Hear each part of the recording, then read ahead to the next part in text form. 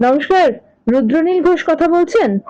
হ্যাঁ, একটি অত্যন্ত গুরুত্বপূর্ণ এবং দুর্ভাগ্যজনক খবর সেটা দেখলাম যে শুভেন্দু অধিকারী আত্মসহায়ক তাকে গুলি করে খুন করেছে দুষ্কৃতীরা।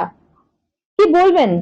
এবং দুষ্কৃতি মানে তৃণমূল, তৃণমূল মানে দুষ্কৃতি। এই রাজ্যে সেই কালচারই তৈরি করা হয়েছিল। দুষ্কৃতীদের জন্য, চোর জোচ্চুরদের জন্য একটা দল আসন পেতে নিয়েছিল, তা সবাই জানে। দুর্ভাগ্যজনক ঘটনা সেটা হচ্ছে যে মানুষ ওদের চিনে ফেলেছিলেন এবং যার ফলে সমূলে উৎপাটিত করেছিলেন এই তৃণমূলকে পশ্চিমবঙ্গের মানুষ সবাই মিলে ৯৯% ভোট প্রদান করে। চন্দ্রনাথ রথের সঙ্গে এই ঘটনা বেসিক্যালি তারা কত বেশি প্রতিহিংসা পরায়ণ, তারা কিছুতেই মানুষের রায় যে মানতে পারে না। তাদের যত রাগ যা বিজেপির উপরে এবং আমাদের লড়াকু বিরোধী দলনেতা শুভেন্দু অধিকারীর উপরে, অত্যন্ত সভ্য, ভদ্র এবং নিজের কাজে থাকা আমাদের বন্ধু, আমাদের ভাই চন্দ্রনাথ রথকে যেভাবে ঝাঁঝরা করলো গুলিতে, তা পরিষ্কার পরিকল্পিত ছিল এবং তা প্রমাণ করলো যে তৃণমূল আছে, তৃণমূলেই।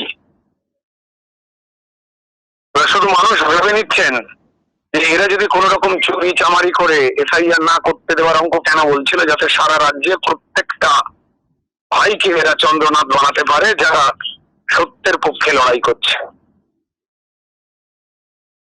এই বিভৎসতা প্রমাণ করে যে এই তৃণমূল যদি কোন রকম ভাবে মানুষকে ঠকিয়ে ভুল বুঝিয়ে যেভাবে এর আগের টার্মগুলোতে রয়ে গেছিল, ভাগ্যিস মানুষ তাদের ধরে ফেলেছিলেন, নাহলে ঘরে ঘরে তারা এই ঘটনা ঘটাতেন, মায়েদের বোনেদের সবার সঙ্গে কেটে কুচু কুচু করত। এই চরম ঘটনা পরিষ্কার আঙুল দিয়ে প্রমাণ দিয়ে দেয় যে কতটা ঘৃণ্যতার জায়গায় চলে যেতে পারে তারা অধিকার ভোগ করার লোভ থেকে বঞ্চিত হওয়ার পর, কতটা ক্রুদ্ধ হয়ে যেতে পারে এবং সেই রাগ তারা যে কোনো মানুষের উপরে নিতে পারে। চন্দ্রনাথ রথ ভাই তো কোনো রাজনৈতিক নেতা ছিলেন না, তাদের হয়ে গালমন্দ করতেন না। তিনি সম্মানীয় লড়াকু বিরোধী দলনেতা শুভেন্দু অধিকারীর আত্মসহায়ক ছিলেন এবং তিনি মন দিয়ে তার শুধু কাজটা করতেন, শুভেন্দু বাবু যা নির্দেশ সেটা মেনে আমাদের সবার সঙ্গে যোগাযোগ রাখতেন এবং শুধুমাত্র কাজের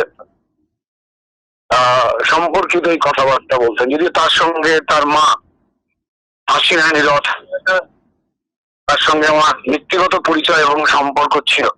৯ তারিখে শপথ গ্রহণ অনুষ্ঠান এবং সেই শপথ গ্রহণের ঠিক আগেই এইরকম একটা রাজনৈতিক অস্থিরতা তৈরি করা বা মানুষকে এইভাবে একটা সন্ত্রাসের পরিবেশের মধ্যে ফেলে দেওয়া, এর পিছনে কোন রাজনৈতিক ষড়যন্ত্র কাজ করছে আমি জানতে চাইবো আপনার কাছে। দেখুন, মানে তৃণমূল আছে, তৃণমূলই, তারা তাদের দাঁত নুকটা কিছুতেই না গোটাতে পারে না, বেরিয়েই পড়ে। যে সাধারণ মানুষকে যতটা অত্যাচার করেছে বিজেপির কার্যকর্তা, ৩০০ জনকে এরা হত্যা করেছে এই কয়েক বছরে, আপনাদের অজানা নয়।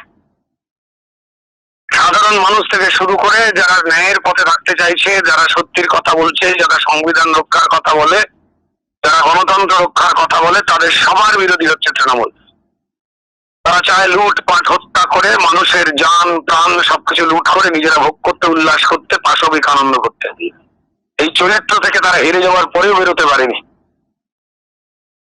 অবশ্যই কঠিন তদন্ত করে যারা এই ঘৃণ্য ঘটনা ঘটিয়েছে, পরিষ্কার তৃণমূলের ইশারায় কারা কি করেছে, তৃণমূলের দুষ্কৃতি তারা কি করেছে তা খুঁজে বার করে প্রত্যেককে কঠোর শাস্তি দেওয়া হবে, এই বিষয়টা আমি নিশ্চিত। এবং পশ্চিমবঙ্গের মানুষও তাই চাইছেন, এই মুহূর্তে তারাও ক্ষোভে ফুটছেন। অনেক ধন্যবাদ রুদ্রদা। নমস্কার। নমস্কার।